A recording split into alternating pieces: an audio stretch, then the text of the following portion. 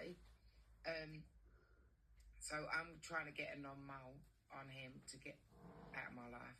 So as I said, after yesterday's drama and the threats, like, I'm not joking, the threats, I'm not allowed to put any posts, I'm not allowed to put any more texts on to show you, but really, the police are shocked. And it doesn't surprise them. Reading his history, apparently.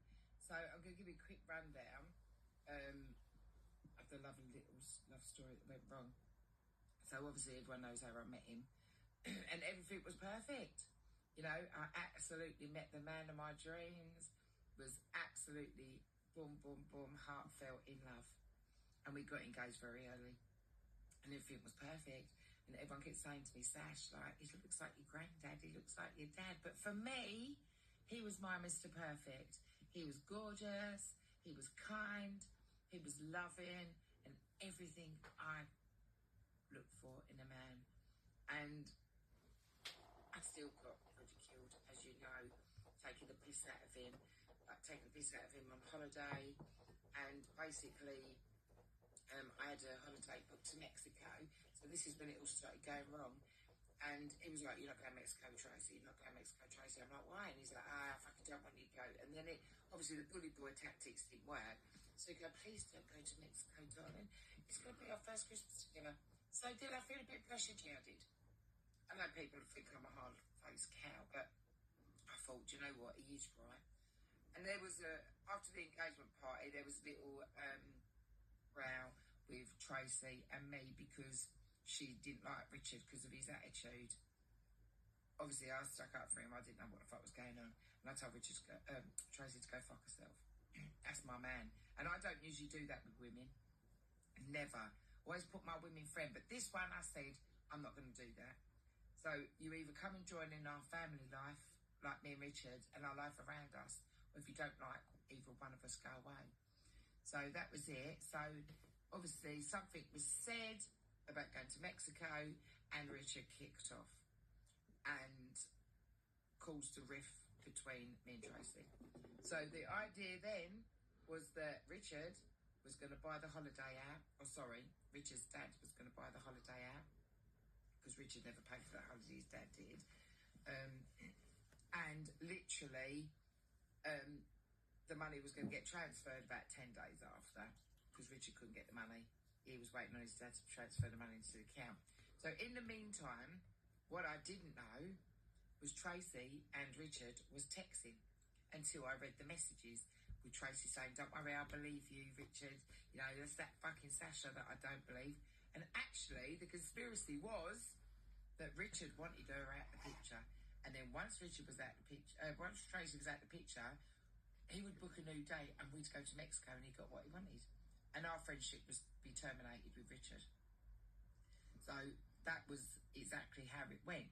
And after I read the text messages of Tracy saying to Richard, don't worry, it's not her, I trust you. But Richard was one that was actually the schemer, not me, because I didn't know this was going on until the money was transferred. And then I went back and read all the messages with Tracy going, I trust you, Richard. I'm like, really? Anyway, so the money got paid, Tracy got paid off. Then Richard started saying, let's go in March. I said, no, I want to go Christmas. No, I want to be with my family. I said, all right, you stay with the family then. I'm going. Because I'm lead passenger. I'm fucking going. No. And then it was the bully boy tactic, and then it was the nice tactic. Bully boy. So if anybody's watching Emmerdale at the minute, that's exactly what was going on. And I couldn't see it. And I'm clever. I never saw that coming. But I got out before the beating. Because if you watch Emmerdale, the beatings are just starting now. And I got out. I know that would have carried on with history. Anyway, so, as you know, we had a few rows. And I confided in Laura Newby, who is Lola Rose. And she was my friend. And I put my trust in her to say, do you know what? I don't know if I want to be in this relationship. I'm hurt. Like, he's making me cry every day. He's pulling my feelings and emotions apart. And I'm fucking hurting. And he just doesn't give a fuck. And he just keeps following me, keeps texting me, keeps phoning me. He's driving me fucking crazy. And Laura was like, what are you going to do? I said, well, I'll just get this holiday over. Everybody around me was saying, you've got to leave him, Sash. Like, everyone was watching. I was on a job once, and my girl I was working with heard Richard screaming down the phone at me, like, fucking get to Clacton, and she grabbed the phone, like, don't you fucking dare speak to my friend like that. And then he was like, I wasn't. And then I'm trying to get to Clacton, I wanted to go to Clacton, la la la la la. Anyway, so I started seeing this man for what he was. And then obviously with the court case coming up with his ex, not mentioning her name because I'm not allowed to, because I've been put in the non-mole apparently. I don't know why I fucking ended up going on it, because I was opening my mouth, I think. So I'm not allowed to mention her name. I can mention the situation, but not the name. So I stuck by him with that. And then as soon as, like, a week before the holiday come, it was just drama. You got the trolls begging him, fucking leave me. Like, but it wasn't actually me who was doing anything.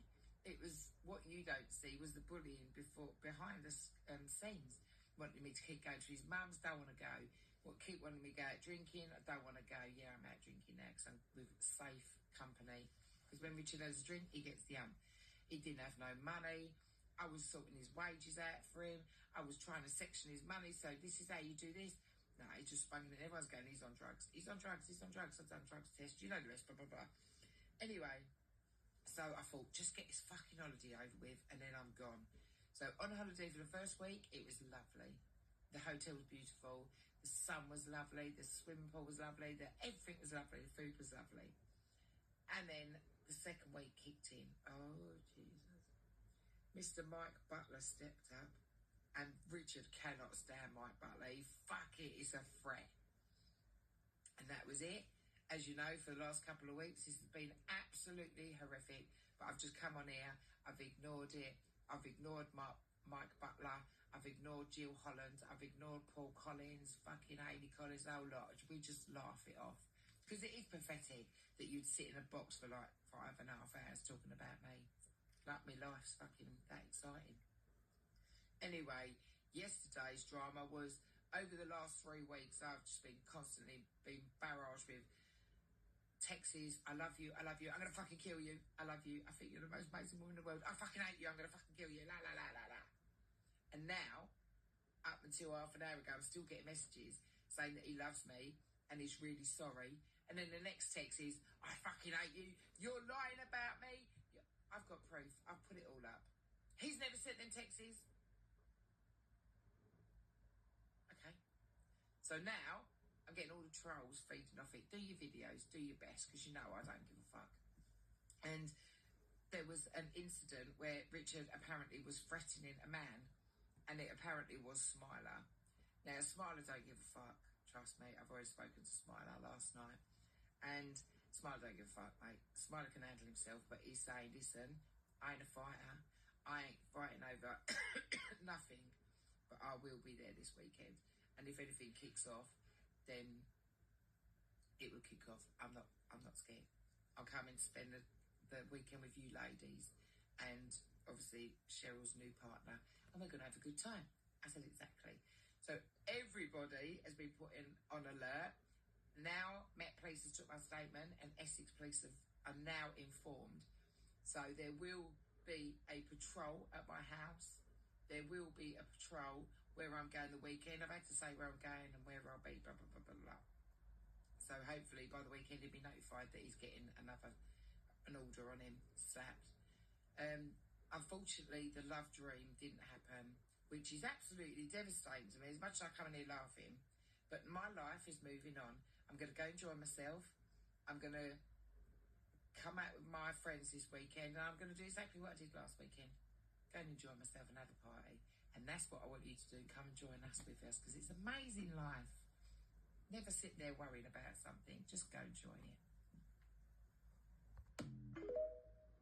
So I'll tell you what I'm going to do. So I'm going to reopen the case and I'm going to email the officer in charge. I'm not going to put his name on there. So I'm going to keep TikTok updated and we're going to see how far this goes. So I put, the phone's ready to be sent to you. I'm now keeping every email, text and message I send to you personally and logging it on TikTok. I need a date to visit you to give you this phone for, oh shit, spelled for, us now to proceed. Please call or email me without a withhold number to discuss, Sharon, because everyone knows that's my name. So that's what I'm going to do. And I'm going to tag up Essex Police. I don't think I can do Met. So I'm going to do Met as well. So I'm going to tag up. And I want every one of you to tag Essex Police and Met Police in the share. So let's see. The date today is Thursday the 16th of May, 12:28. And I'm going to log every fucking video message. I've got every video that's been done and has been sent to me. And we'll see how long it takes them to get through. But around 2 days later, he went on Fab Swingers, messaged my friend who was on there. I just spelled out a lot, Penny. That was great, wasn't it? Yeah. And listen, their life is private and they do what they want to do. And he always slagged them off for swinging. Oh, fucking disgusting, going on a website. But after we had a row for 2 days, he went on, messaged a bird, sent my friend dirty pictures in the shower with his little knob hanging out, and literally went and shagged the bird, knocked on her door, took her to the sofa, and then left.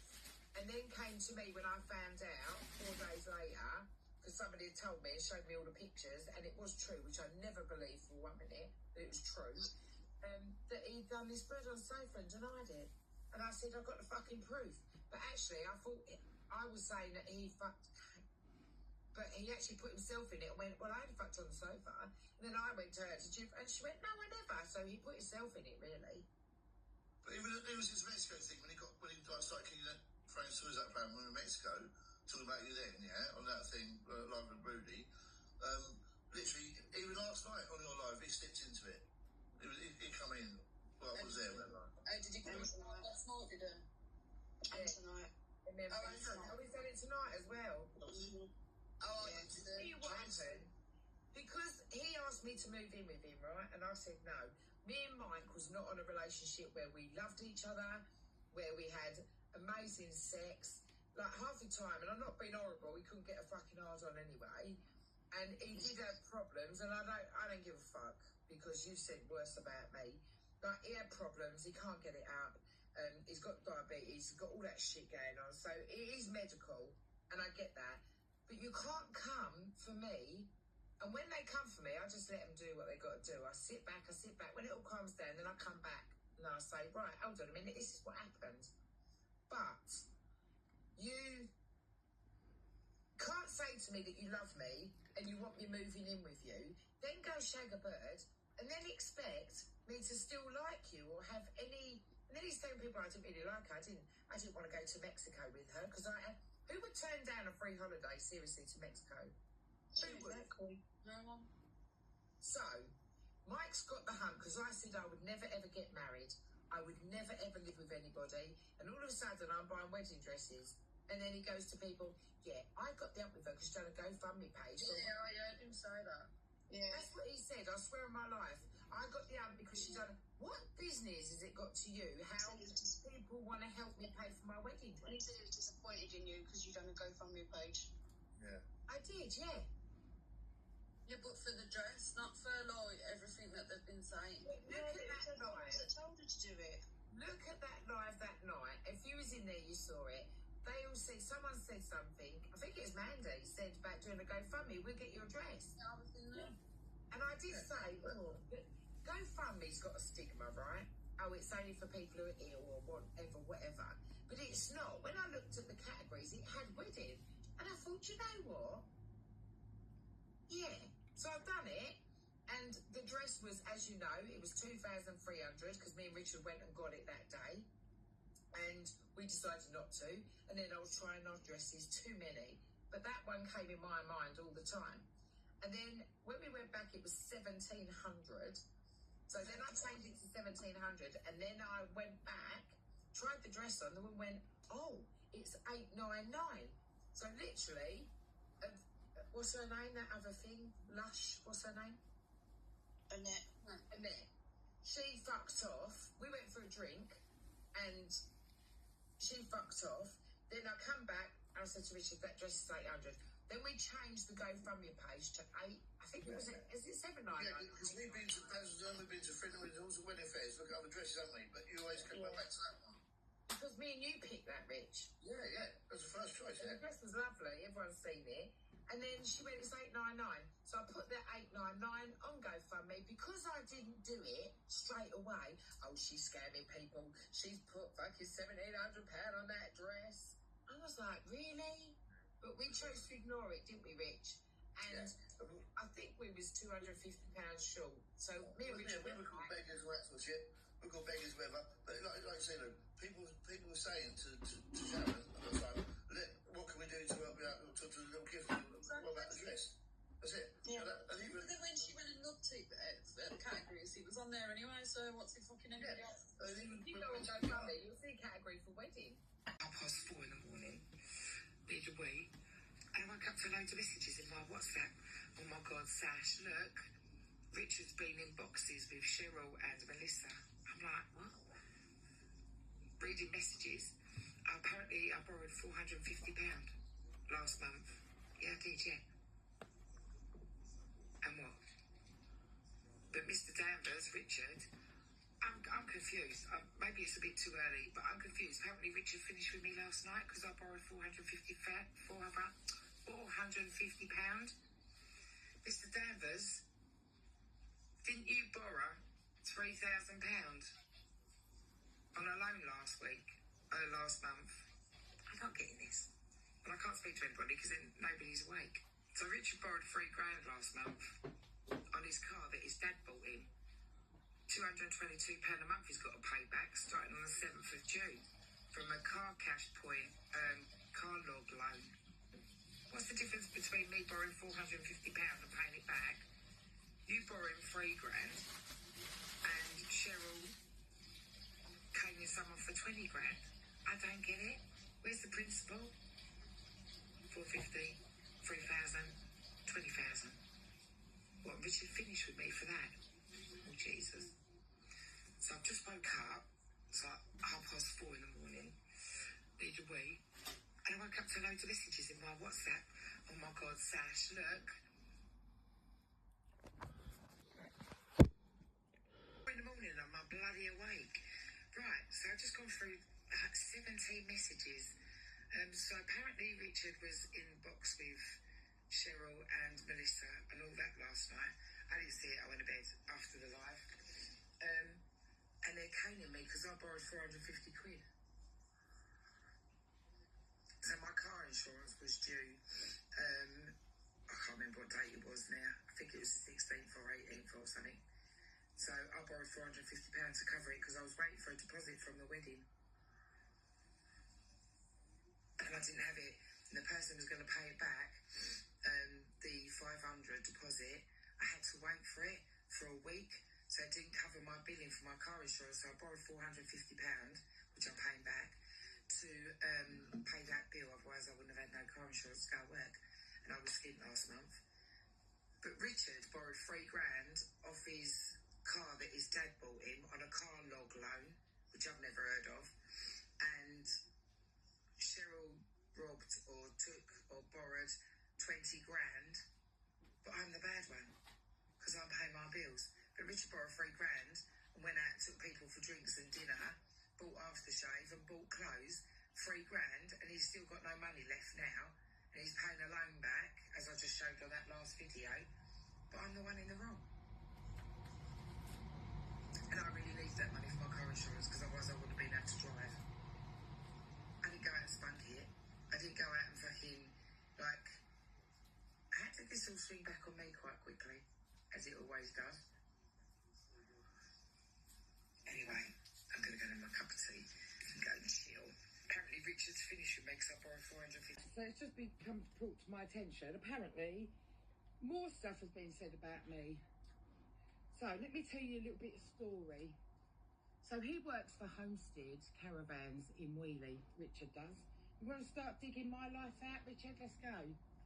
So he got called into the office yesterday and somebody put a review on I can't remember what the site's called, saying that Mr. Danvers is a drug dealer.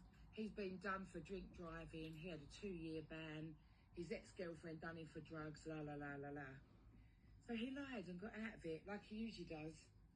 And he phones me nearly in bits saying that Carly had been friends with his ex, and his own daughter has been going around his ex's house making cakes.